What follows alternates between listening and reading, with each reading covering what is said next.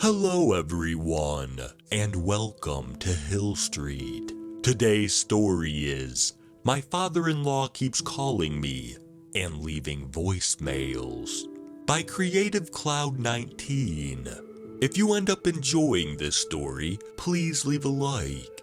And if you enjoy hearing stories from me, please subscribe and become a resident of Hill Street and let me know how I'm doing in the comments.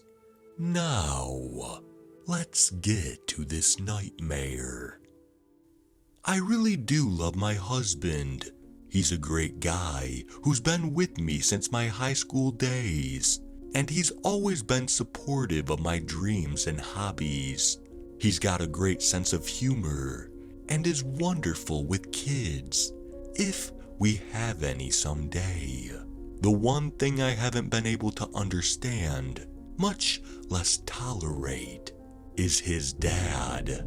Don't get me wrong, his family is eccentric, to say the least. They do normal family things on the weekends, except Saturday nights, which is exclusively for my husband and his father. I've never been allowed to attend these gatherings of theirs, but I don't question it, since I respect my husband's space with his dad. Lately, however, I've been getting phone calls. They started as normal phone calls, the typical father-in-law check-ins. Hey Jenna, it's Sean. Just wanted to see how your day was. Tell Jeremy to call me when he gets a chance. Not every day, just some days he would call. Last week, though, I haven't been able to shake the voicemail I received from him. Something wasn't right with him. Jenna, oh Jenna. Still echoes in my ears, along with the Come out, wherever you are, which was left on more than one voicemail. It's just one of his pranks, my husband told me, but something didn't feel right. The calls only became more frequent after that. The voicemails flooded my phone. If it wasn't labored breathing he left behind, it was horrendous laughter. If it wasn't a singy-song reinvention of my name, it was asking me to answer his calls. What really drew the line for me was this week. I arrived home late from work one night, pulling into my driveway in the darkness, when my phone rang. This scared me within my own car because my phone was dead seconds before. Maybe I overlooked it. Maybe I misread the percentage of battery. The phone was ringing. The chimes reverberated off the walls of my car. It was my father-in-law.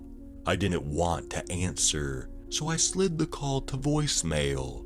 I couldn't even get out of the car before he had left behind a message, so I listened out of curiosity.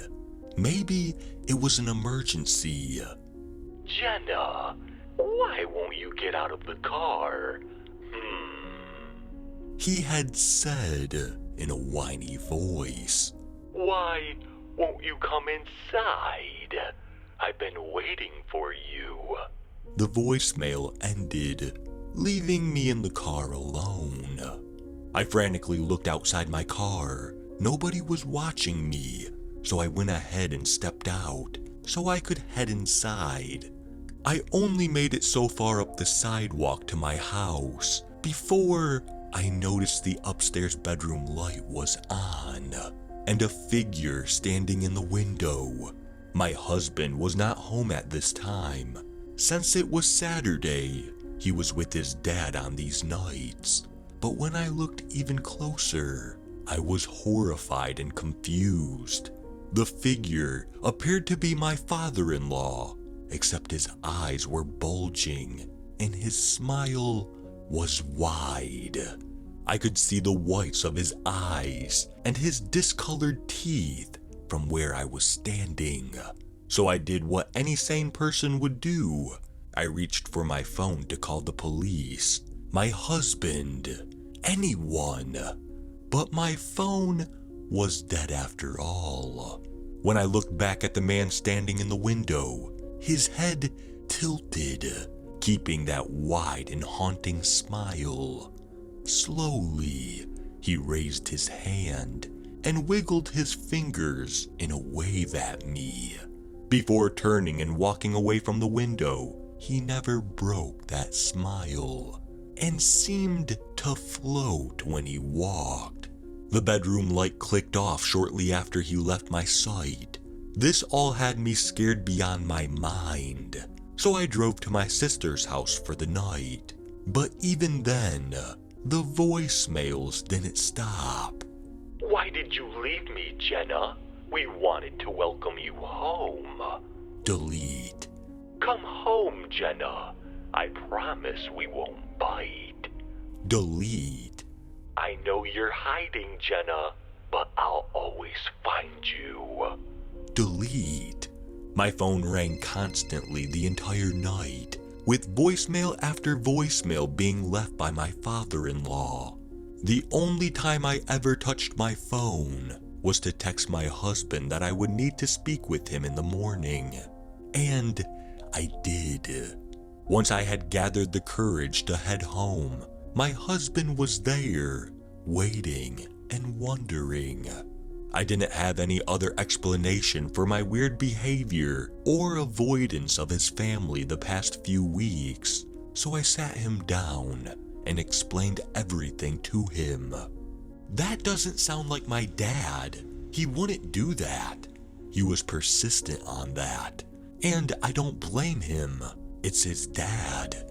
But there was no other way to convince him, so I pulled out my phone to play the audio messages for him. There were no voicemails in my inbox. There were no missed calls in my call log. If you don't want to come to family gatherings, that's fine, hon. But just say that next time, okay?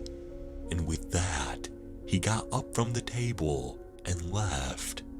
I thought briefly for a moment that I was losing my mind, but every time I shut my eyes, all I could see was that face. The face of my father-in-law, the haunting smile, the slow turn away from the window and into the rest of my house.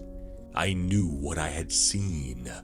I had to write this all down before I forgot, or before I choose to forget, or God forbid, something happens to me. And even as I write this, he's still calling. The phone is ringing, and ringing, and ringing.